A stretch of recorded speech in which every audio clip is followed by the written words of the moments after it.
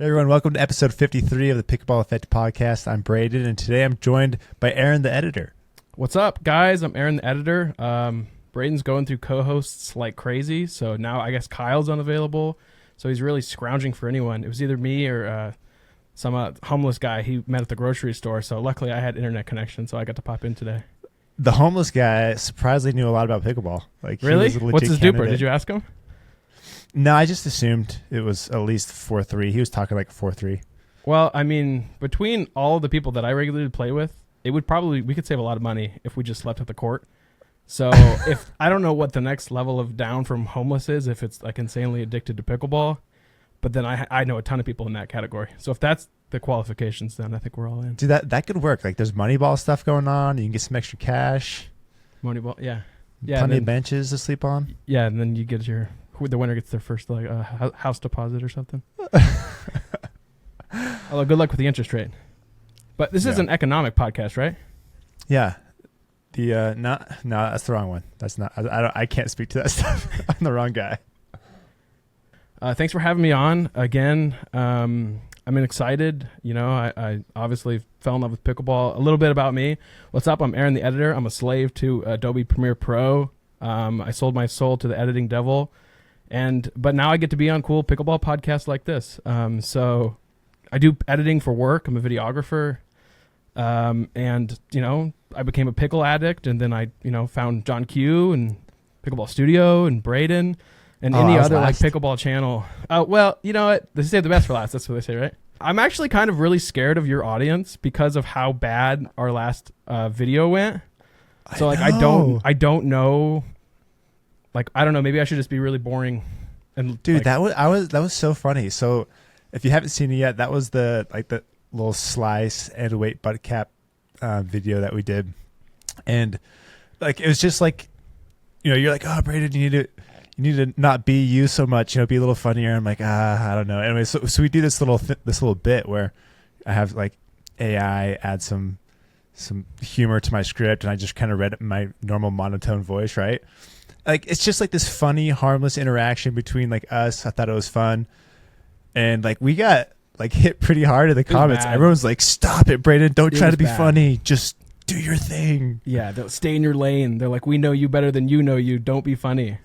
So, I mean, like, I don't even know if I was crazy serious when I said it to you. It would be like, it'd be fun if you like, just like put some random jokes in there. Cause you're very like a very serious person. Yeah. So I thought maybe we could like lean into it and do some like really off the cuff deadpan stuff. And then when I got the video, but you never said like, okay, I'm going to do it. You just texted me like an hour later and said, okay, so I did it. And I was like, okay, great. Like, I don't know what I'm going to watch. So then I reviewed the clip, and there was a lot of jokes in there. And I was like watching it and thinking, do I need to like chop some of these out? Because like there was some of them that were funny. But there were other ones I just didn't feel like were very funny just because they were partly because it was just, obviously the nature of ChatGPT. So then I was like in this weird crossroads as an editor. I'm like, well, do I just like lean into it and like really try to sell the bit with editing? Do I cut them all out? But then like we have some like weird cuts in the video. So I was like, whatever, I guess I'll just do like some AI image generation. And I didn't think it was like hysterical, but I thought some of the bits were funny. No, and then, yeah. It was just like this random kind of funny off the cuff thing. And like, if anything, I just thought it was like this kind of funny interaction between us. Cause I feel like in some of our videos now, like you put notes or you add things, and like you can see Aaron's hand in it. And anyways, I just thought it was a fun little harmless piece. But like, but never again. Never again. Yeah, it's like, all right, it was just clear. one video. What do we have? Like 5,000 unsubscribers? Could you imagine that overnight you're back to like 200 subscribers? We don't need them. That's all right. Well, yeah, I don't know. I think if you could choose between my editing skills and their audience, then I'd find another editor. No, that was surprising though. Like, my audience isn't like crazy big, right? I'm not like this super famous person, and so most of my comments. It's big for pickleball. Pickleball's small. But like most of my comments and stuff are usually like pretty chill. Like I don't really have like haters or anything. Like when I'm texting like John and Chris, sometimes we share funny comments from YouTube videos, and they get a lot more like crap than I do. So this was the first time I was like really surprised to see so much just stuff come in. But I mean, it wasn't like, it didn't like hurt my feelings. I was just like surprised. I was like, wow, okay, I'm sorry. I tried to say a not funny joke. I even said they weren't funny. Like, at the beginning. I was like, I "Get ready know for we this." dressed it. Whatever. You know what? This is we'll adjust. You know what? If maybe next video you'll be so serious and so boring, and then you get like all of these comments. This was the best video you've ever made. It was so informative. Yeah. This is. I miss that old Braydon. Yeah, you know I got to mean? toe things back a little bit. So I mean, we're trying here, but yeah. Again, I'll accept the blame. Apologies for trying to push the creative direction. I'll stick in my lane. Yeah. The clicking and the mouse and the cameras. And then that's it. All of the jurisdiction as far as paddles and creativity can go to Braydon. It's been fun having you on board, man. We've done about 5 or so videos together now. We got another 5 or so kind of laid out for the next couple of months. But like, it's been so fun not only like making these videos with you, but like bouncing ideas off you, just talking paddles, and just like the friendship we developed over the last few months has been really fun. Yeah, I mean, it's been great. So like, I know they say like, do what you love and you never work in a day in your life, and then you just end up hating what you love at the end of the point. So I think I, for a long time, have kind of been in this creative burnout where I've just, you get paid to make videos, and then so at some point they're not the videos you want to make, and then you got to pay the bills, and it's just this weird problem of like, becoming a slave to the love you once had. So I think pickleball was like an escape that I found outside of work that was really fun. So then when I had the opportunity to combine like pickleball and like my profession, I think all of that like creativity that I had when I started like videography and editing kind of came rushing back. So for me, it was very mutual. And, like I was a big fan of your content. I used to watch, you and Kyle. And one day, you literally just said, hey, I'm coming to Arizona. And then like that part of my brain flicked where it's like, hey, I know where Proton is, and I play right over there by those courts. And you know what? I have a ton of camera gear, and I'd love to take a day off work and like spend time over here. And so, I sent you a cold DM. I said, hey, what's up? My name's Aaron. I do videos. I think I could help. What do you think? And then, that kind of everything took from there. Yeah, I want to pull up that conversation because the way I remember it is... Okay, you know what? I'm going to call it... I feel like you have made me seem like I have been like, hey, Braydon, my name is Aaron. It has been my life mission to say that your videos are the worst videos I've ever seen in my profession. It is what happened. I don't think it was ever that. It was partly that way. No. No, but no, I can't remember what you said, but there was some element to it where you were like, and I remember like, obviously I've held on to this. Like, and it's like, Braydon, I love your stuff, but you need me. Let's talk. Gosh, I hope that's not the energy I give off. No. Even if there's like a small silver lining of truth, maybe that's okay. But gosh, I would never hope to be that abrasive to where I was like, yeah. Look, buddy, come on, come with me, come over here. It's true though. Whether you said it or not, my videos, they needed help, and like you transform my videos like overnight, and it's been fun kind of seeing the progression. Like each video you make just gets a little bit better, and you can kind of see like the personality, the look of our videos coming together, and it's not stopping, and it's fun, dude. But no, that was such a like serendipitous moment, like the way we met. Like that Proton event, like meeting you, us getting started was like the best thing that's happened like from that event. Like since then, I really haven't done a ton with Proton paddles, but I was like, I remember sitting on the fence if I should go to that event, but I'm really glad we did because of sparking this, and it was so cool. You showed up, clicked off pretty quick. You're very what's the word? You could tell just from listening to you, like you're not afraid to, you're not like mean, but like you're not afraid to speak your mind. You know what I'm saying? No, I lost you again. The Ethernet cable didn't work. Oh man! Did the cord get cut? I don't know. Apparently, if you don't pay your bills, then your internet goes in and out. God, I'm about to start paying you more. Yeah, please, sir. For those wondering, though, Kyle's still in Japan. He's hanging out with his wife this week, so we're giving him the week off. He and I actually had recorded an episode last week, but it's kind of similar. We had like Wi-Fi issues and didn't work out. We actually recorded the whole episode, and then I went back to like export it from Riverside, and he wasn't there half the time, so it was like me talking and then just like sitting there with no other sound. For whatever reason, his hack didn't get recorded, so we missed last week, but we got Aaron here today. Wi-Fi issue, Aaron. Yeah, here to fill Aaron in. Only the finest for the Pickleball Effect podcast. Your background looks good, dude. Your paddle collection is building quicker. It has. You know what? I might hit my computer. But I mean, I think I'm rocking 25 paddles. You're at 25 already? You know what? And I guess the big epiphany, getting more paddles. You still suck. You know what? I really thought it was a paddle issue for months and months and months and months. I was like, it's got to be a paddle. It is a paddle issue. We got 25 more coming. You'll find okay, good. Yeah, it's like, you know what? Third shot drops, still hard. Mid-court resets, still hard. Yeah, the way we do it, if people are wondering, like, so Aaron's in Arizona, I'm in Boise. Each paddle, we're like, okay, we want to do a review on this. We send a set to Aaron so he can do all that really sexy B-roll that he does. Do you shoot that in your house, or do you have like a studio somewhere? So I do shoot at my house. I have I'll have to send you a picture, a 120-inch projector in my living room. It's like this fixed screen, like this really beautiful like home theater setup. So that is like works as a really good backdrop because it's just like a blank color. So then I can use all of my like RGB tube lights and just cast a bunch of like light on it. So I just get a couple tripods in my lighting, and usually I've been doing it in the living room. But as this progresses, I'm thinking, I mean, like I'll do one big paddle shoot per night and try to shoot like 10 paddles. But still, for like 2 days, our living room turns into a production studio, which is so like, one, it's great, but two, it's like, is this really the long-term play that like twice a month? Yeah. So yeah, I'm roughing it right now, but it works because I know Chris and Isaac have like some really nice photo backdrops that they're rolling out. Mm-hmm. So I think down the line there could be a play where, you know, I kind of have something more plug and play. But again, it works.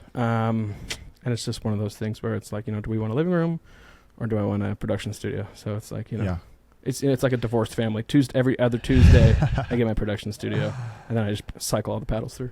Yeah. Yeah, you've been a big help, like transforming this room I'm in now to somewhat of a better backdrop in the studio. It's still kind of a work in progress. I still have my blue tape from painting up there. I haven't taken it down yet. First time I've seen it, so that's perfect. You know what? My biggest question as a videographer, why when we go to shoot the podcast, do you like does framing and does the angle go out the window? Why don't you set it up like the same angle for your reviews? Are we looking for like some variance in set here? Because right now I'm seeing like a rugged skirt and then a camera. It's like Hurricane Production Studio. I'm sitting at my computer. I'm just using like a fancy webcam. But you could just put the same laptop on. Like where you sit. But I got like my laptop, like my whole setup is big and over here on the wall, and you know, it's got this rugged look that looks kind of cool, you know. You spent some coin, you got a nice, really cool backdrop, you know. I don't know, get in that studio. Yeah, when Kyle gets back, you know, I want people to get the behind the scenes look. Well, yeah, you know, check. But apparently, changing things. Really no, it's true. You know what? You're right. Actually, this is funny. You see how fast I went back to consulting. And then literally, yeah, never mind. Stay in my lane. Yeah. I edit. I do the videos. I shoot the videos. That's it. I think Master Braydon, everything's great, sir. Well done. It's gonna take a couple years, like get that out of you. Yeah. I think that's when we disconnected. Yeah, I think I've always tried to been a blunt person definitely to a fault for a long time. So I try to find this balance of like being open and honest and direct, but then not coming across of like a super abrasive jerk. I personally like really appreciate that. I like people who are open, honest, and direct, and you can like give that information to someone without being a jerk, you know.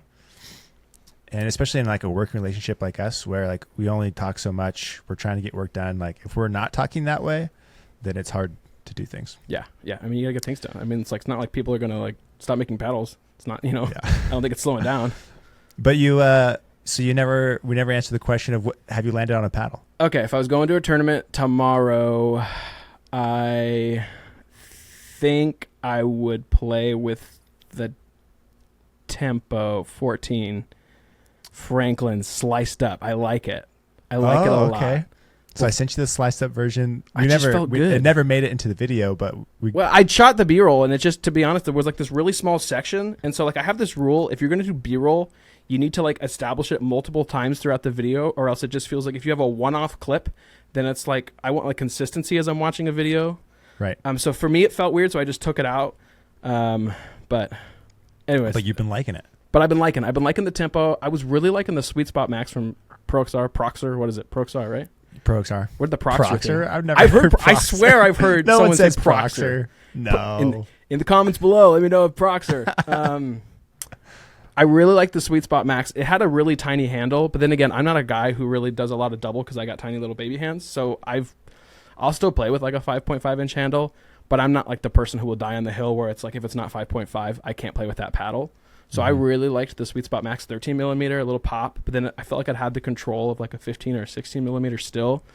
So I would say either that, the Monarch, All Court, or that Tempo are just 3 paddles that are kind of similar, a little bit different flavor, but I feel like I could go play competitive. Before you got these 25 paddles, I was a Ruby boy. I was a 6-0 okay. Captain Ruby. I bought the Kevlar hype. I was at Q's altar because you know what? Q was like, he loved the Ruby. And there's this thing with like paddles. Like before you watch a paddle review, everyone's excited. Like everyone wants to see where's the Ripple review.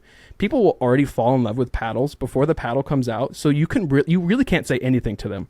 So it's like if I know I'm going to buy a Ripple no matter what, even if it's like they're getting hotter and hotter, it's like I'm buying a Ripple. Like you'll fall in love with the paddle and then you'll just like be blind to it. So when you guys were in your Vegas trip and you were all saying your favorite paddles for like 3 to 6 months, maybe shorter, John was just saying, love the Ruby, love the Ruby, love the Ruby.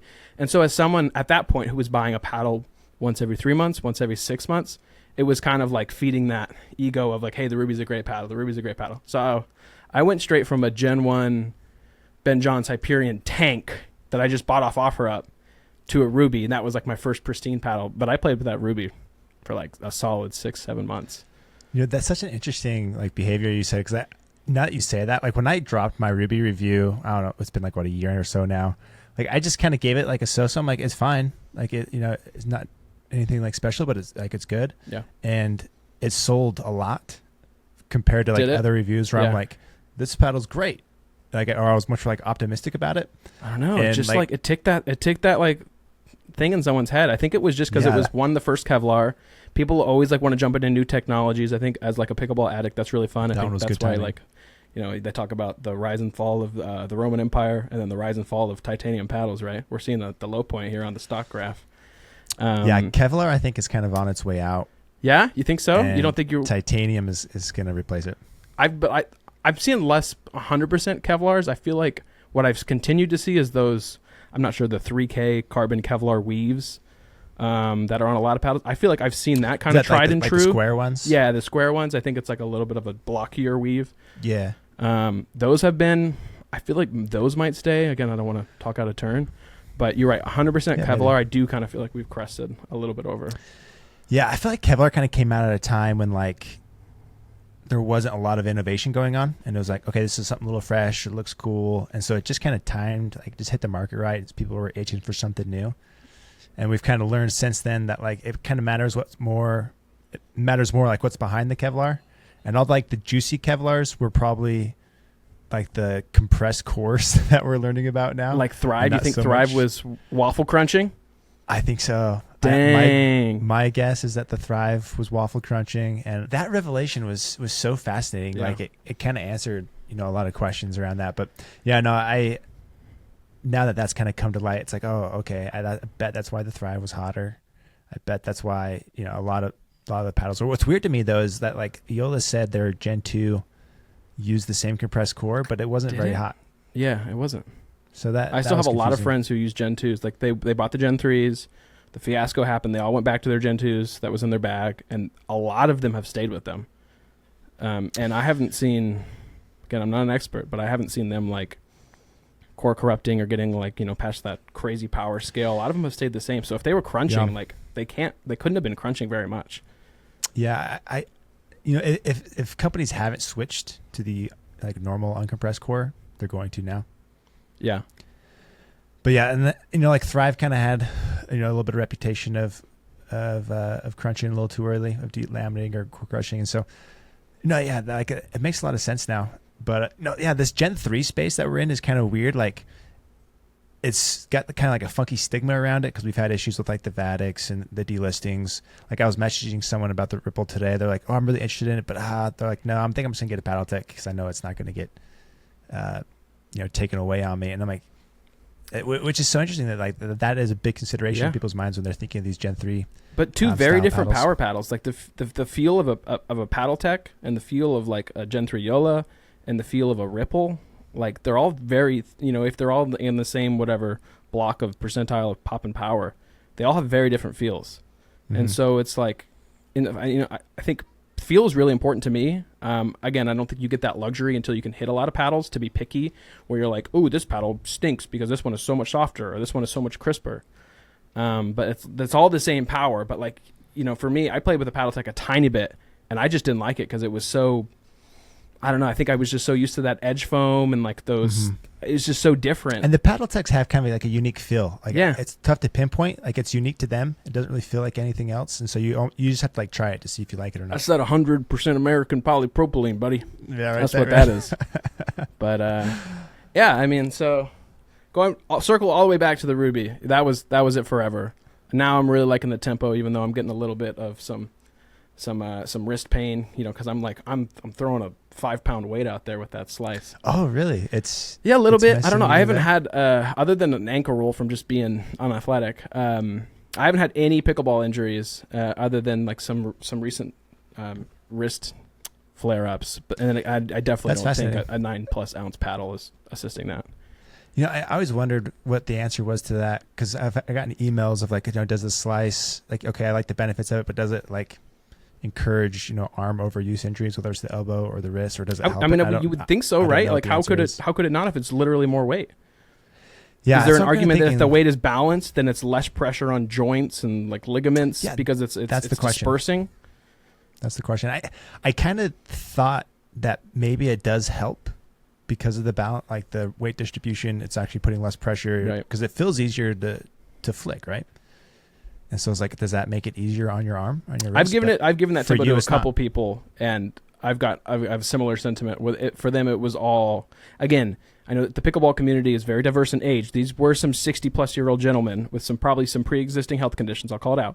But a lot of them were saying, yeah, this is giving me some tennis elbow, golf elbow. So I think the weight of that was affecting them more. But again, apparently, like your video, 10 people isn't enough for a peer-reviewed study. But we're posting on YouTube here. Newsflash, we're not scientists. So. No, I was actually, I was thinking maybe doing more than 10, but it took a long time to get those 10, like hunt them down, pull them aside. I'm like, okay, 10 will probably give us an idea. And it's not enough. It's not enough.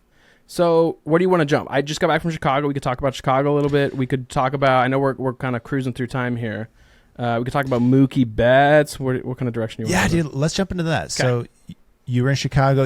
I haven't heard the full story of you meeting and playing with Mookie Betts, and I want to hear that. It's a good one. But yeah, let's talk about, you know, your trip to Chicago, the scene there, and then the Mookie story. Yeah, so I went to Chicago to see Hans Zimmer. So for any movie buffs, musical composers, he did Interstellar.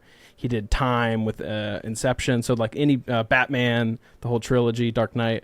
So any big like movie scores, he only tours like once every 10 years because he's like German. And so my girlfriend, who is a huge pianist, it's like been a big bucket list item to go see Hans. So he didn't come to Phoenix. So it was either we drive out to LA, but we got some friends in Chicago. So we just went to Chicago for the long weekend and kind of did like a birthday Hans Zimmer trip. But, you know, with that, with the kitchen bag, you know, I had to bring some. Shout out kitchen bag. There she is.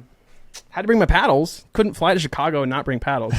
So night one, we ended up going to some courts. I think they were less than 1 season old, which, you know, Chicago winters, Midwest winters, you know, they eat through concrete.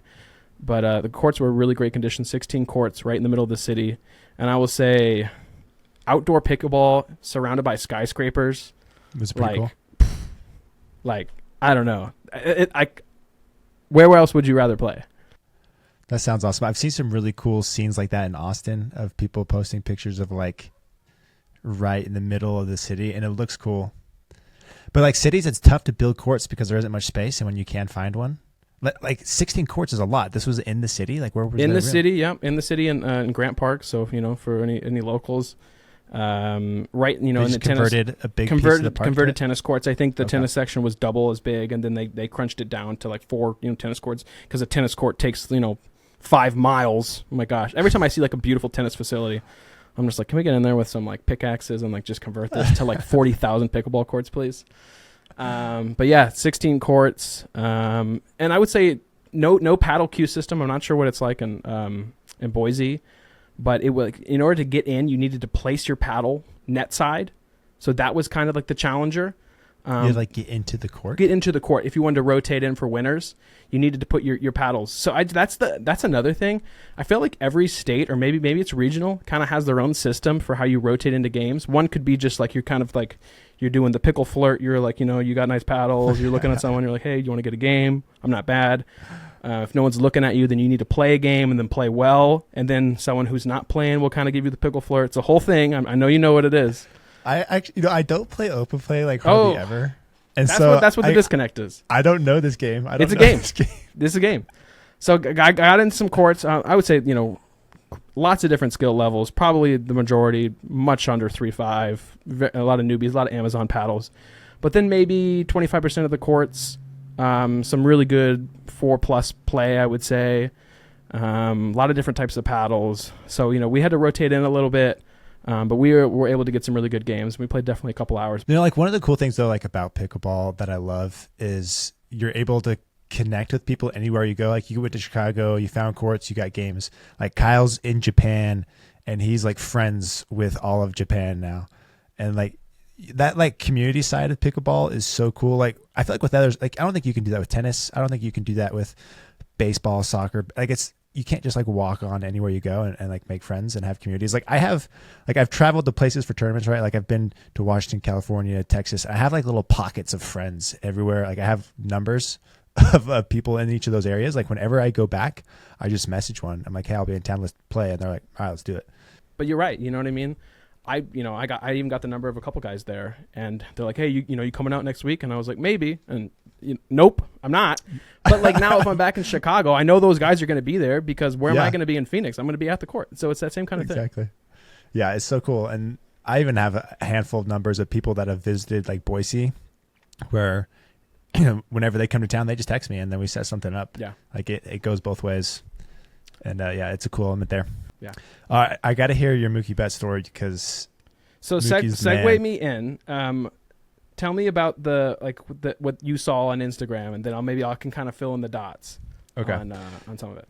Yeah. So I don't know which news team it was, but somebody posted a video of like how when you're watching a baseball game, sometimes they'll mic a player and they kind of like interview him in between points because it's baseball, right? It's baseball. Yeah. The last time he had a catch was last season. Yeah. Yeah. And so the topic of pickleball comes up. And he's like, yeah, dude. He's like, yeah, I play. I just show up to random courts sometimes. He's like, I have buddies. I don't even know their names. I just show up to the courts and like they know who I am. I know who they are. And we just play. And it's like a regular thing. And I shared it to my story because I thought it was great. And you're like, bro, that was me. I'm in his group. Yeah. Arizona spring training always happens. Gosh, I'm not into baseball. Every April, May. All teams come here because good weather, and so all of these Chicago, New York cities who can't play baseball or don't have domes, spring training is all on the West Coast. So all of these teams file into Arizona. They also bring a bunch of 70-year-old snowbirds who flood the highways, and it's a whole other issue. And I show up one night, and I have one friend who's just obsessed with baseball, and he looks at me and he goes, "Do you know who that is?" No, because he doesn't look like Mookie Betts. He's not like an NFL lineman where he's like 6'5" and like ripped, and like you could just see a tall guy and you're like, that's either a basketball player, a football player, or he's famous on Instagram, right? Like what I mean? He's like fits the criteria, but he just looked like an average Joe. All famous people on Instagram are tall. You know what? If you're tall, yeah, there is this dude that's 7 foot. On Instagram, actually better. I'll even interrupt myself. There's a stat that says if you're over 7 feet tall, I think you have a 1 in 5 chance of being in the NBA. Again, that's I'm pretty. You can Google that. I could be totally wrong, but if that's true, yeah. Like if you're tall, you're famous, and if you're tall and you're buff, that just translates to everything. You're either ex-famous or you are famous, and I'm neither of those things. Oh shoot! Not again. We were cruising. Oh, we're back. Okay, that one was better. I think we got like a solid 20 minutes. Quicker turnaround there. Quicker turnaround, yeah. Well, it's like the internet's a quarter system, so I'm just putting in like I went from dimes and nickels, and I found a few quarters, and so maybe we'll have 5 or 6 minutes. There we go. Okay. But anyway, he's this guy playing here, and I wouldn't have recognized him. Again, there's like a million athletes, and according to Aaron's criteria, if you're not 6'5" and buff, then I would know you. So he just he looked like a regular guy, and again, like pickleball, like I don't know about your courts or public courts, but there are always new people like spawning out of nowhere. Like every night, it'll be like 5 new people that like you've never ever seen at your local court, and they're playing. And so like he very well could have just fit into that category. And my friend's like, that's Mookie Betts. And I'm like, no. And I'm not like a baseball guy, but like, you know the big names. You know that name. You know that name. Yeah. And so I'm like, no, he's not Mookie Betts. And then you Google it, and then you're but you're trying to do like the casual Google, because you're not like trying to like do like the up down in public, you know, because like his life is probably receiving the up down, right? He's gonna think that you're doing the pickleball flirt look. The pickleball flirt, yeah. I would hope that he would like think that I would like to play pickleball with him, and not the like, you're famous, I know you're famous, I'm looking at my phone, oh, you're famous, we make eye contact, now you don't want to talk to me. But it was him. Like we Googled it, and we're like, that's Mookie Betts, and like this isn't like, you know, it's not like it's like a AAA pitcher. A guy, a washed up, like Mookie Betts is like A-list MLB, and like he's a big deal. He's a big deal, and like, you know, and then like pops up, it's like $30 million a year, and like he's playing with like an Amazon paddle, and I'm like, was he really? No. I'm like, dang it, Mookie. Come on, Mookie. But this isn't spring training. There's an evolution here, and you know he's just getting games, and he's with either his wife or his sister. He's kind of got like his own group, because I'm sure like they moved to Arizona, like for like a month for spring training. So, and he played, and like he wasn't like in and out. He played for like a solid 2 hours, and like there was a long queue. Like there was a long like wait in between games, waiting. And he was waiting. And so like in order for you to wait at pickleball, like you got to want to play. And so then he was there, and then he left, and some people said hi, but you know, there's like the two groups. Do you want to go and approach him? Do you want to not approach him? Be the cool guy with that, you know, goes and talks about it on a podcast, but you know, never really met him. But then like a couple days later, he was back, and then a couple days later, he was back. And like he just kept showing up for like a month straight, like every few days. And so he just like turned into a regular. And then a few of the older guys, the boomers who were a little bit, I don't know, not as scared as like, you know, being cool around a celebrity, would like talk to him. And so he kind of like got to know a few people, and then he, like, you know, spring training was over and disappeared. And so it was just like this, like, you know, like this awesome fling at our park. It was like, yeah, Mookie Betts is like a regular at our park. And I wouldn't say like, he didn't, at this point, he didn't have like the fundamentals down. It was still a lot of like banging, a lot of driving, but like he was so athletic. Like there was not a ball you could get by him. Just raw, you could just tell. And also when you play baseball, like, I know it's not tennis, but you know all of that drive power is in there, and that's terrifying. Like you give him a gearbox, and then like, did he ever change paddles? Yeah, he did. And you know what he changed to? Paddle Tech. No, gearbox, Power Pro elongated. Oh, did he? Yeah. Like, you know what? Because he probably searched like anyone else getting into pickleball, and like, you want to have fun, best power paddle, and then, you know, people like you are saying, you know, at some point, they're not reading the careful warning, your control game where it's going to go out the drain. It's like this paddle hits like a truck, and then you exit out and you're like, add to cart, right? But then we didn't see him for a while, and then when we saw him again, the Dodgers were playing the Diamondbacks in Phoenix for like, you know, when baseball games they play series, so it's like multiple games over a weekend. And while he was here for a weekend, this was like 3 weeks ago, you know, like game on Friday, game on Sunday, whatever, game on Monday, he came to Roadrunner every night. So like he would play every night. Yeah, he at least 2 out of the 3 nights for sure. He played a game in the morning, and like a baseball game from like 12 to 3, and then he went and like played pickleball at night. And then like the next morning, like he went and played another like game in the MLB, and then came to and so it was just like the weirdest thing. So I'm just like, so like he's coming to our park, he's back, and when he was back this time, his drops were a lot cleaner. You could tell he was playing, you know, whatever in LA or wherever he's living. He had a gearbox, which I think is terrifying. That guy needs like a Lux or like the most control pillow of all time. But again, yeah, that's the kind of small Mookie Betts story. Showed up to our courts. That's so cool. Like, I love that he like shows up to the local courts, because the only like famous person that I've seen playing is Utah's Darren Williams. He's like an ex-NBA player. He does some like kind of local stuff, but he also does like a lot of just private. Like, you know, if you're a Mookie or a Williams, like you can just be like, find somebody that knows pickleball, be like, hey, find people for me and set up a game. Like, right. I love that he's just showing up. He's just playing. He's chatting with the boomers, and just he's every with the boomers. night. He's doing the 20-minute waits in between games, and like he's playing like 2.5 hours on like and it's just like, man, like the MLB isn't like. I mean, I'm sure it's really important. I'm not trying to say it's not important to him, but like he's played a baseball game, then he goes and plays 3 hours of pickleball, and then he's playing a baseball game the next day, and then you're having to think like, oh yeah, maybe outfield is pretty chill. But it's just like, like, of course that after we are finished recording, I'm going to go play 2 hours of pickleball tonight. Like, for sure. I'm going to go play. I'm going to get that out. But like, for him to do it, it's just like, it was the same, like, humanistic. We all want to play. We all want to be on the court. We all want to play too long. We all want to get yelled at for playing too long. And he was doing the exact same things while like living a very different life. So awesome. Yeah. There can't be like, I feel like that speaks volumes to him. Like, I don't think there'd be too many people of that status who are willing just to go hop in paddle lines. Yeah, for sure. So anyways, that was like such a fun story. And it was so cool that you were a part of that. Super cool. He's the best. Shout out to Mookie. All right, dude. We'll finish off here with Paddle Babble. I have a few items we're going to talk through. Actually, I have a couple points in 3 out of 5. I'm going to run by you before we jump to Paddle Babble.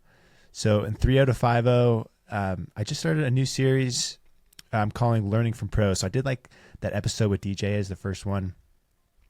If you've ever seen like Tanner Pickleball stuff, he does a lot of those like gameplay analysis. He's the guy that. Yeah. Hulk mode.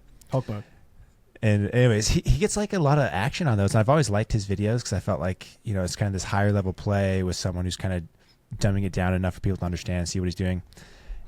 But most of the instruction online is very like simple, very basic stuff. And so I wanted to do something kind of similar to Tanner's. I was like, this is a really cool format. Like right. I know pros, I have access to them. It'd be cool to bring them on, have them analyze my footage. And I'm not like a phenomenal player, but I'm good enough where you're gonna get insights from these guys that you don't see from like basic strategy videos. And that first one with DJ was so good. The kind of crux of the what he told me to do is like, you need to lean in, think more aggressively, and you can add pressure and add offense with more than just power, whether it's getting to the net quicker, whether it's stepping quicker, whether it's taking stuff out of the air. And so since I've like done that lesson with him, I've been working on just thinking that way and playing that way. And my game, like I've seen like a physical step in my performance, how I'm playing, and it's been really fun. So if you haven't seen that video with DJ, go watch it. I'm going to do more. I'm going to try to do one a month of these because I think it's really valuable, and it's kind of just a cool position where I could bring in these people who really know the game, who are really smart, and to come in, like I'll benefit from it, which like I'm kind of like a selfish way. No, evergreen content. I think a lot of people will like it too. As long as there's no AI images in it, we're good. Yeah, then we'll be fine. So what's been the biggest shift from like that DJ training that you've really employed into your game that you're kind of seeing the benefits from? Is it pure mindset? Is there some physical? Is the mindset leading to different actions on the court, and so you're physically doing new things? Is it a little bit of both? Yeah, a little bit of both. So, what was amazing to me is like he pulled out all these points like off the cuff. Like he didn't review these. Like he was just on it so fast. But like the very first tip he gave me, he was like, you just dropped that ball from within the court and you didn't make it to the kitchen. And then the ball that the kid gave me was like a very attackable ball, but I wasn't on top of it. So whenever I'm in an opportunity where like I drop or I drive a ball, like I'm following it a lot quicker, I'm just applying more pressure with my physical presence. And people, like once you get a hold of a ball, like if I put a good drop in and I kind of crash and they leave it up and then I do something with it, all of a sudden they change their game. They're not attacking off of their fourth. They're scared of you a little bit. And so like it puts your opponents off, like more defensive. They're not coming at you as hard, which has been a huge change. And then two, I'm creating more opportunities. I'm taking stuff out of the air. People are dinking away from me. Like they're like, oh, Braydon's going to attack. And that alone has just kind of changed the dynamic at the points. And it's been good, dude. And I'm just going to keep getting better and better at it. Sometimes I'll attack too early or in the wrong spot. So I'm still kind of balancing all that, but I'm definitely finding more opportunities. My counters are a lot stronger. Like when you're leaning forward, you're just so much more stable. Your paddles and so like already pointing down, you're in a really good position. So like driving blocks, my counters are a lot stronger. I've never been crazy good at like handling pace from like the baseline, but all of a sudden that's getting stronger. And so I've been playing really good pickleball. Have you felt like you are like making more mistakes too? Because like with the aggressive play style, like obviously, you know, you kind of have to take a step back. 4-5, it's all who does the non-forced error, right? You don't want to make the forced error. So is it kind of, do you feel like you're making more forced errors, and like what's the risk reward of playing more aggressive? Because it seems like it's paying off. Yeah, it's paying off, and it's starting to balance out a little bit. Like at first, I think I was overdoing it, and now it's starting to balance out, where I am finding those opportunities without giving up too many errors like it was before. Because like when you're learning, you do have to take a step back before you sure. can move forward. It's kind of the nature of it. You just have to be willing to take that step back. And but it keeps getting better and better. But I'm gonna do more of those. The next one I want to do is like a singles. So there's not a lot of singles content, and I suck at singles, so it'd be fun to get some stuff around that. Singles is tough. Singles are so tough, dude. And then there was a study I came across last week. I think it was really interesting. I was going to run by you here. So this place called the Mathematical Association of America. What a great name. This guy, I don't know if he plays pickleball. Shout out MMA. MMA. MMA, the lesser known league. The lesser known league for mathematical fights. Where they throw numbers instead of their bodies. Logical battles. And so this guy creates a simulation where he says, I want to answer the question if there's an advantage to serve first or to receive. This is a question everybody has when they go into a tournament. Right. Do I serve or receive? This has been debated so much. So this guy goes in and he runs 10,000, assuming both teams are equal. That's kind of the caveat here. Assuming both teams are equal. He runs 10,000 simulated tests and gets a percentage of the team's, the percentage of how much you win if you serve first or receiving. Have you seen the study? Do you know what the answer is? No. Very okay, good. so if you were to take a guess, what do you think it would be? Well, is it doubles or singles? Does that change it? This is doubles. Doubles. No one knows. No one knows the answer. Hold on. Jeez, I got 5 seconds? That was at least 5 seconds. I don't know what time's like in... You're a quick thinker. I'm a quick... Okay, I think receive. I want to go receive because I think you could win more if you receive. So the answer is there is no advantage either way. It doesn't matter if you serve or receive. That's the worst kind of study. That's a bad fortune cookie. Come on. But what's good about this though is if you do get the choice to receive, choose side. I think there's more advantage to choosing side than choosing receive or serve. So apparently there's no real advantage. There's no statistical advantage to serving first or receiving, but I do think there's an advantage to a better side. So you want to finish on the side you prefer. So if you're in an indoor place, usually if you're facing the wall, it's better visibility of the ball. So you want to start on the opposite side of that because you'll switch at 6. More points are played on the half of the side of the second half of the game, if that makes sense. Yeah. And so you want to finish on the side that you want to play on, or if you're playing outside, wind's a factor. You want to finish on the side that you prefer, whether it's in your face. And so if you ever get the choice in a tournament to pick side, serve or receive, pick side. I think that's going to be the best advantage, and then it doesn't matter who serves or receives. I really thought it was receive because they have the advantage during the point because they're already at the kitchen. So that is a caveat, right? This test was done with all things assuming equal, right? Let's say you and I are playing together. I'm going to serve, obviously, because Aaron can't serve like I can. Nope. And but say your partner really does can rip it, then there definitely could be an advantage of serving first because you can get a couple quick points with that big serve. In that scenario, maybe it is better to pick. But statistically, all things. Well, how do you quantify all things being equal? Because nothing is. Mathematical Association of America. Don't question them. All right, fair enough. Sorry. Anyway, so I thought that was really interesting and something to consider when you're in tournaments because that was a question I've always asked and wondered and I didn't know the answer to. Now tonight at the court, I'm gonna be well, actually, according to the, someone's gonna nasty. I think I'm gonna take this side. Gonna be how's that for your stats? Just go slap a meme in your face. Yeah. An AI picture. Yeah. All right, paddle, babble, and gear, dude. Have you heard of? You haven't heard of these guys. There's this company called Revive. So they emailed me a couple months ago. They're like, "Hey, we're coming out with a new skin." Is this the third skin company? This is the third skin company. So it started with Pickle, then we had Reload, and now we have Revive. And they're all doing it a little bit differently. So I was big on Reload. I think their technology is dope. And I can't help but think that that's going to be adopted more and more over time. But Reload is new. It hasn't caught on like I thought it would. And it's being slow to just a slow adoption. People aren't as excited about it as I am. And so this new company, I'll pull this out. They're doing it similar to how Pickle's doing it. So they have this sticker, but they can make it for not any the paddle. Arrow hole. Yes, you know what paddle this is for. Well, it's probably a good thing, right? It's Sucker's the one that loses their spin quick. Oh wow.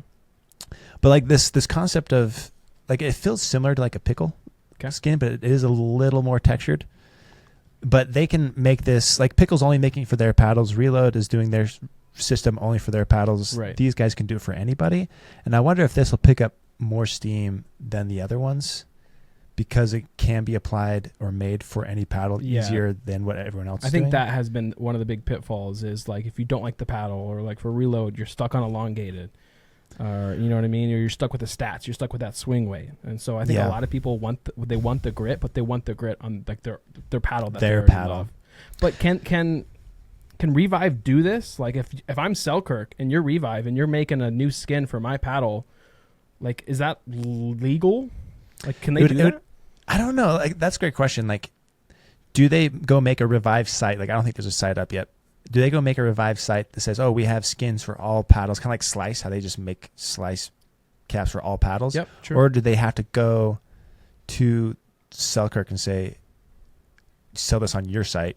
Yeah, I think if they go make their own site and they just go make this for Selkirk, like I don't think there's anything stopping them. Like that's exactly what Slice is doing. Yeah, it's just people like haven't really cared as much with Slice because it's not like as invasive with the actual like secret sauce of the paddle.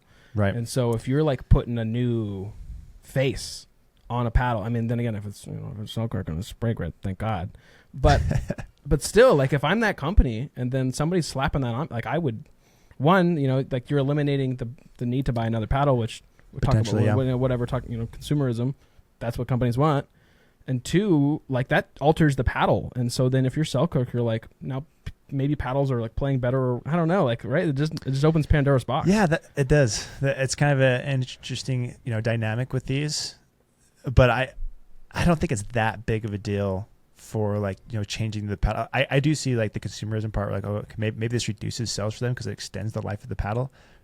Assuming I haven't tested them out yet. They're going to have to be really good in order to crack through. Like, I think so. Like the issue with the Pickle that was doing this, like it was too heavy. It just changed the dynamics of the paddle too much. And I don't know if these are lighter. I need to go weigh them and compare them. Or they would be maybe smart to attack paddles that are just historically light. Right, like not making skins for paddles that are like 120 plus. Is that an angle? I mean, if you're gonna do it, you guys just gotta do it for everything, right? Like, there's probably there's a large contingency of players that don't care about that as much. They just want the fresh grip. They just want the grit. But I do like the idea that this is more applicable to a wider selection of paddles. Like, I wonder if Reload launched with 3 different shapes. Yeah, if they would have done better. It's maybe interesting. I don't know, because like they went with that elongated shape. They kind of got unlucky because like elongated was like the preferred shape for a long time, and then it wasn't until this year where we kind of started seeing, let's do more hybrids, let's do more wide bodies, and so I think like they've been making their system, like they've been planning it out for like 2 years or whatever, and they went with the shape that was popular at the time when they were first conceiving the idea. But it's the R&D and by the time they launched with the market. All of a sudden the market, it's like, I don't know if I'm big on elongated anymore. Like they need to make a titanium face last month in order to, like, you know what I mean? But like that's kind of what it is. If you're gonna make new sheets, like you need to like attack what people are really talking about. But then like maybe like titanium one, which is whatever it is, can't be on a sheet, and so like that lag hurts them. But I mean, there's no doubt that like grit. I mean, what is it in the first 3 months? You lose 25% of your spin. Yeah, let's talk about that. So Reload actually did a study on this, which is pretty interesting. I'll run through those stats here in a minute because I actually wrote down those for this Proton note I had. Are we open to numbers outside the Mathematical Association of America? Or is that our empirical database for all, like... They are the source of truth. Yeah. We can speculate a little bit. Hopefully people don't judge us too hard.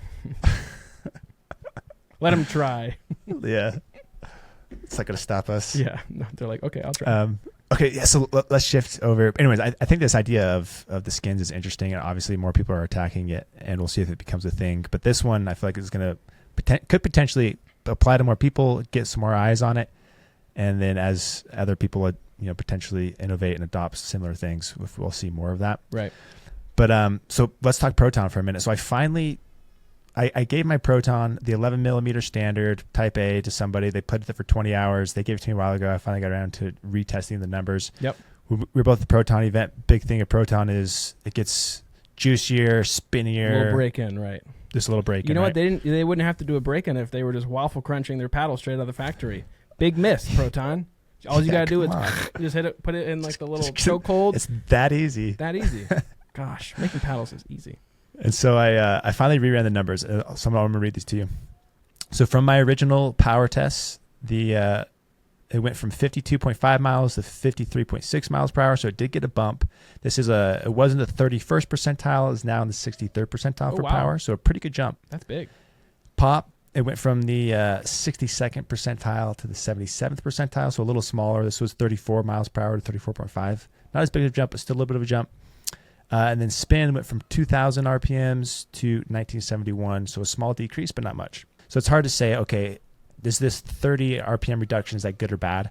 And so Reload has some data from a test that they did about spin reduction. So in their test, and this is answering your question from earlier, in their test, they hit a Hyperion, this like original JOOLA Hyperion, for 75 hours, which like equates to about 3 months of play, I figured.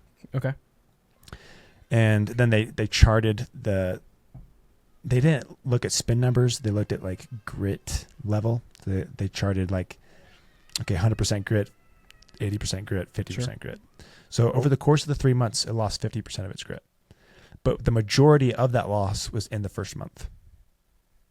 So I using, kind of the data, I just figured, or I tried to calculate, okay, like what would the spin loss be on this? So from my like little experience with testing this spin on used paddles before, it's around like 300 to 500 RPMs after it starts to wear out. So I figured, okay, let's say it loses 400 to 500 RPMs after 3 months. What would that equal to after the first month? And it's about I figured 100 to 200 RPM loss in that first month of play. So if you're playing with a 2,000 RPM paddle at the end of the first month, it's going to be around 1850. Where in the case of the Proton, it actually did hold its spin better. It went from 2000 to 1970. So there is something about that nanotech surface with the spin lasting longer. So I think there's some validity to that claim. So if you are attracted to spin, like I do think Proton's a good option for that. Like outside of the spin though, I feel like the paddle's just kind of okay. Like the sweet spot's just okay. Its power and pop is decent. The feel kind of has like that firmer feel. I think the 11 millimeter square Type A is their best of all their options. Mm-hmm. A lot of their like 15 millimeters and elongated are like very heavy. Tanks, straight tanks. Yeah, those are like really tendon heavy. terror paddles. Like you take that thing to the court, you do a flick, and then your arm's popping off. Yeah, but then again, I think there's a place if you can wield a sword 130 plus. Congrats, but most people can't. Go for it. And so, anyways, I thought that data was kind of fun. I don't think anyone's really done a ton of testing around that. I don't know if you've seen pictures of Protons like after months of use, like they get kind of grimy. Haven't. And I wonder if they get spinnier potentially over time, because I do think they get like a little tackier. Wow. As it wears out. But the spin seems to be holding up pretty well. So that's a good thing for them. They found something.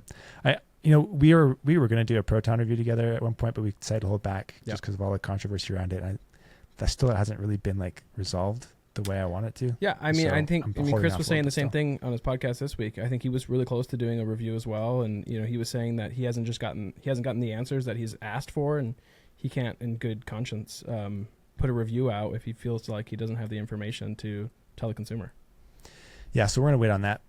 And then last piece here is just the JOOLA 3S, dude. Okay, it's out, it's running. Yeah, and there's a lot of talk about like the compressed and uncompressed cores that's kind of come to light. Yeah. I had talked about this in my pod last week with Kyle that never aired, but we'll talk a little bit now. I'm going to focus less on like, okay, what that physical difference is, because that's been discussed quite a bit. Essentially, like the mods and the original Gen 3s had the compressed cores, the new ones don't. And so they don't, theoretically this means the paddles are going to be more durable, right? They're not going to core crush as easy, but like playability wise, like, okay, the question I wanted to talk to you about is like, are they really that different? Is there a 10% reduction like they promised, or they said they were? And I think on the power side, like drives, overheads, I don't think there's a 10% reduction. I think that's closer than like the power level is pretty similar, but the pop did get reduced. Like I can feel a noticeable reduction when I'm playing with them pop wise.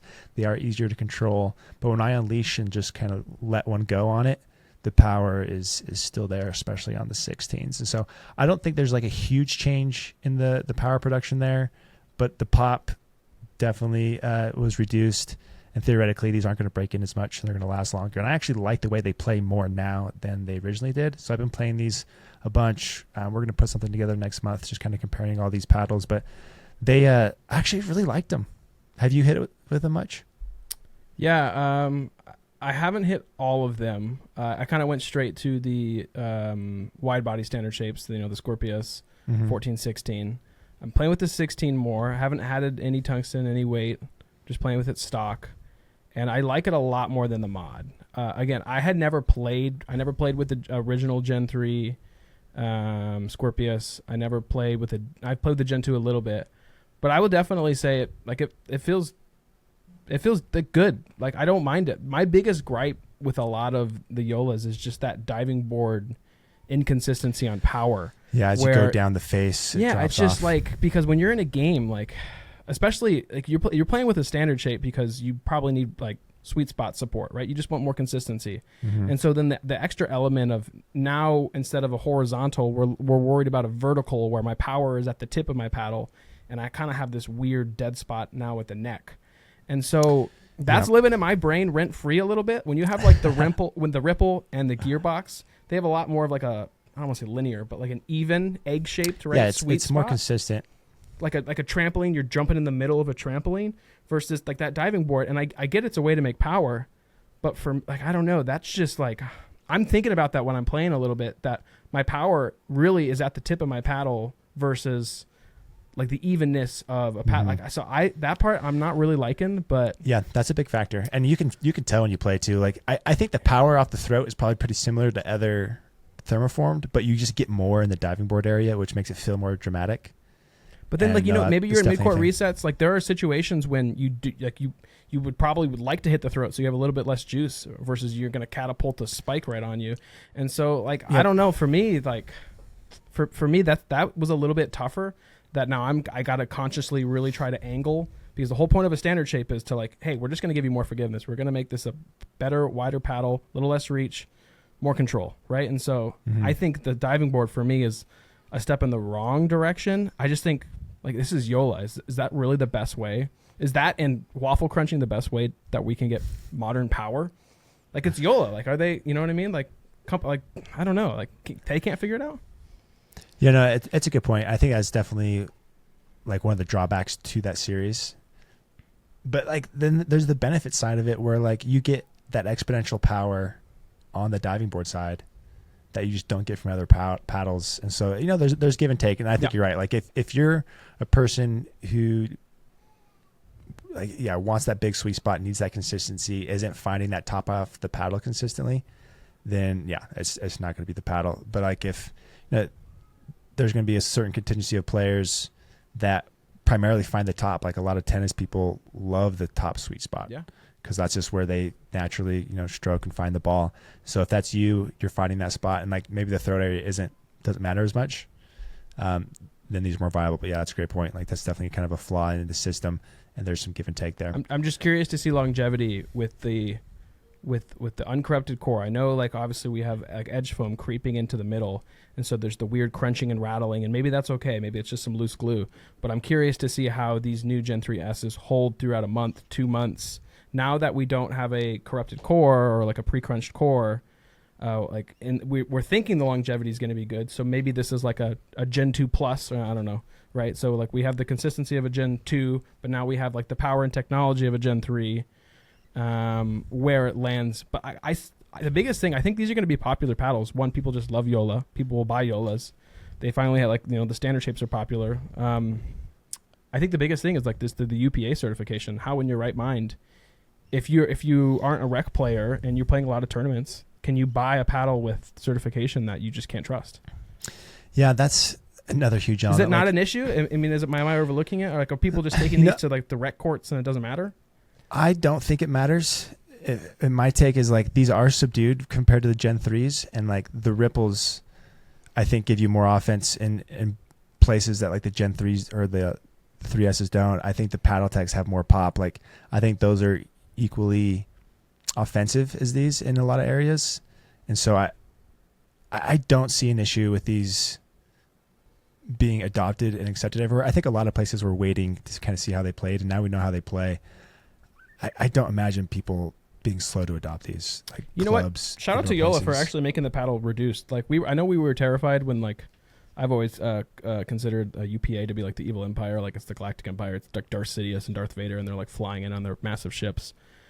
Like, I'm surprised that the paddles isn't more hot, and like UPA didn't just like green light. Like, could you imagine how did you? I know there was a few Ripple 16s in the wild. Did you ever see one? Did you ever hit one? No, I never did. But like, could you imagine how hard that thing probably hit? It had to be juicy. I was expecting maybe these new UPAs, they're going to expand power. They're going to come in like there's this 6'5" buff guy of paddles, right? Like, I really expected this to go more power now that UPA will like greenlight anything. So at least it's not. Like, you know, I know like power has been like the name of the game for 2024. At least this is a step back in the direction. You know, I think that's credit that UPA doesn't get a lot, right? It's like so many people had that mindset that you have where they're like, oh, this is a big money grab. This is all this. Like, there's a lot of like red flags for the UPA as an organization, but like, to their credit, they do seem to be making a conscious effort to slow the game down. And I think they deserve a little recognition for that, right? Yeah. But like, I know we're pretty much out of time here, but the biggest thing is I know all reviewers are like more or less anti-power. Like, hey, power is bad for the game of pickleball. Rec play, I don't know about pro scene, but like for a lot of people, power is bad, right? Like, if you are new to pickleball and you got $100 to buy a Vatic Pro Prism Flash, buy a Jelly Bean, and play with that until you can, like, you have your fundamentals down. But like, I think there's like this misconception on power is so sexy and people just want rocket launcher paddles that, like, if you're a company, why wouldn't you want to make the hardest hitting paddle? Because they'll probably outsell a great starter paddle like the Jelly Bean and Vatic 9 out of 10 times, because it's like, people don't learn fundamentals and they don't learn how to drop and they don't learn these basics. All they want to do is Betts, massive drives. Gearbox Pro Power Line. That's why I'm so like, I don't know. I think when we say like the ripples are like, imagine a 16 ripple, imagine a hush, imagine like we like speak into this like curiosity that people, like, it's the reason why people buy power paddles. So I think we should condemn power. I do. It's bad. I have been playing some of the best pickle of my life with this ripple right now. And I'm kind of back on this. Like, you were part of the problem. I've been going through this such a funny way of like, I was like so big on power paddles when they first came out. Then I went back to like a normal paddle. I was like, oh, I'm so much better with this. And now like power paddles are starting to creep back in. I've been playing with the ripple. I've been playing well. I'm like, ooh, maybe power is my thing. But and I think the denominator is you. Like, I mean, you're a 4.5, you're a 5.0. Like, I mean, 90%, 95% people aren't. And so a lot of these reviewers, you guys are playing pickleball all the time, and I know there's a range of like skill levels with reviewers, but like you could probably handle a ripple, and a lot of people can't. And so I think the control that you provide with your like your pickle experience. So you're saying like I can control. I'm playing some of the best pickleball with the ripple I've ever played. For me, but that's Braydon. But that's Braydon. But right? That's the thing I think people always miss. Is that they're not saying like, hey, you're not a 5.0, you're not even close, right? You don't even have a duper account. Like, don't buy a ripple. But it's like the ripple is the cool new Ruby on the block. It's got unlimited power. Yep. Like, take this to a court, everyone is going to be like, you have a ripple. And so like, I don't know, like it's never going to end. Like, it won't. Yeah, it's so interesting, and you're totally right. Like, it's such a like when I'm advising paddles, I will usually say play with as much kind of power as you can handle. Like, don't just go all the way big. And I think at like the 3.0 to like 4.0 level, power isn't necessary because the ball just doesn't come back. Like, when I have a high ball and if I put any amount of pace on it in a decent location, like the ball's not coming back just because the skill level just isn't there, and you don't need the power to win points, right? Yeah. And typically at that level too, even if you're just driving it, like you're probably hitting it out, and like the power isn't going to win you points. But as you increase in level, when you get to that 4.5, when you get to that 5.0, when you get to that 5.5 plus, power matters more. And if you can manage it, like I think it makes more sense in that game. And I don't know, what do you think? Do you think it's more fun watching pros with power paddles, or do you think it's less fun? I mean, it's less fun when in singles when people get double pickled with a mod. Like, that's less fun. I don't know. I mean, what have you witnessed? I think it's pretty fun to watch. I think the pros. I mean, as soon as the Johns got these new 3S's and they stopped using the 2s, they started winning again. Mm-hmm.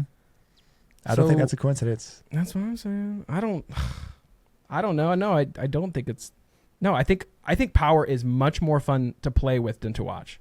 But like power on TV looks better.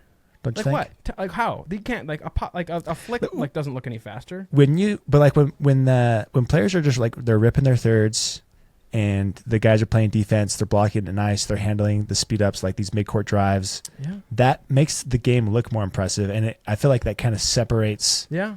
The amateur from the pro. I think a big issue with pro is you and I watch a pro game a year ago and we're like, I can do that. I can be pro. Like, how many times have you heard people just starting say, "Oh, I think I could do it"? Oh, for sure. And I don't hear that as much anymore. Yeah. And I think part of it is power. Like, you see these pros just ripping the ball, and you see the divide, you see the skill difference. And I think the power kind of shows how good these guys really are because they're handling it so well. But I think it's a bad thing. I think it's a bad thing for rec players because it trickles down. You see Christian Alshon play bang ball and they win, and then you buy, maybe you have money, maybe you have a career, like you can buy a $300 paddle, no problem. It's one $300 paddle. You buy a Gearbox, you buy a Ripple, you buy a Gen 3, and you suck. I am terrified I'm not terrified. I am more nervous just playing someone like an unskilled player with a power paddle than I am versus a highly skilled player because it's less predictable. Yeah. When you get someone with that much pop and power, that's when it gets a little scary, and when they don't know how to use it and they speed it up, that's when the face shots happen. That's when like scary things can happen. And so I agree. Like I think the power at the lower level when you can't manage it well and use it the way it's meant to be used. But it's the unsexy buy. It's the nobody nobody wants to go and if they've been in pickleball, nobody wants to go buy a Prism Flash. Nobody wants to go buy a Mach 2 Forza. Nobody wants to go buy a Jelly Bean. I don't know. I move a decent amount of Prism Flashes and Mach 2 Forzas. Maybe I'm just yapping. I hope I'm wrong, but I'm when I see my friends, they're always getting the newest, coolest Gearbox Ultimate. They're getting the Bantams. They're getting the flashy. Are these friends? Are these like how into the scene are they? Like sometimes I wonder if you're new, you get drawn into that power game more versus the more seasoned you are, the more you realize, okay, power isn't the right move for me. I need something more all court control oriented. Yeah. I mean, it definitely. You're right. I can only speak from my own experience, and so maybe I am that 3-5 banger that stinks, but I don't know. I think when we say hey, the Ripple is on the 8th day God created the Ripple, I think that's dangerous. I'm just saying. I was a lot more excited when I got the Ripple in the mail than I got the Jelly Bean, and so that's part of the problem. Okay. That there's definitely some truth that there's more excitement around the power and that new tech. Hype sells paddles than the Jelly Bean or something like that. Even though you're probably going to play better with a Jelly Bean. That's a great example. Okay, you got excited for the paddle to come in, and that is a big element of when you buy something, you want to be pumped about it. For sure. And nothing is to be honest, I want to go to the court and see how this plays. Totally. It's so much more fun when you're are falling in love with the paddle, especially I know there's thousands of people who want to buy Ripples right now. It's unreleased, they can't see them, they see jerks like you who have them, and they're give me the paddle, right? And the Discords are blowing up. They're give me all the stats. And you just worship the paddle, and then you see the reviews start to come out. And so it just the hype just builds and builds. And so I get it, but we all know that feeling of getting something new and being excited, and you're doing research, and then your favorite pickleball reviewer releases a review on the paddle that you're in love with. That's why people watch all these videos. There it is. But it's bad. So unsubscribe from the channel, buy a Jelly Bean, I'll pay for it, and go learn how to hit a drop. And maybe I'm talking to myself, but that is the perfect way to end our podcast today, right there with Aaron's rant on power paddles. Bad. All right, dude. Thanks everyone for tuning in. Aaron, appreciate you hopping on, man. Absolutely. We'll see you guys on next week.